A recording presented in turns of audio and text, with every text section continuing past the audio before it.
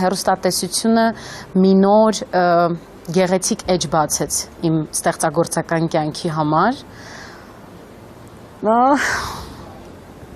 բայց սկզբում ես չէի մտածի, որ այս աստիճան իմ անձը կներգրավվի այս ամեն ինչի մեջ։ Եթե լինեմ շատ անկեղծ, երբ առաջարկը ստացա Superstar 6-ում լինել ժյուրիի կազմում, մի քանի շատ կարևոր ու շատ տարբեր զգացողությունների մեջ էի։ Առաջինը, որ իմ դեպքում դժվարությունը այն էր, որ ես նույն հեռուստաընկերությունում եմ սկսել իմ կարիերան, որպես այդպիսին իմ պրոֆեսիոնալ բեմել է, եւ առաջին բանը, որ զգացի, իմ անցած ճանապարհն էր։ Եվ անցած ճանապարհից հետո տարիների կատարած աշխատանքը, որի պատասխանն էր այս հրավերը։ Ես քանի որ Ռուսաստանի Դաշնությունում արդեն հեռուստատեսությունում եւ մեկ այլ ֆորմատի երաժշտական հեռուստանախագծում մի քանի տարի ժյուրիի կազմում եմ եղել,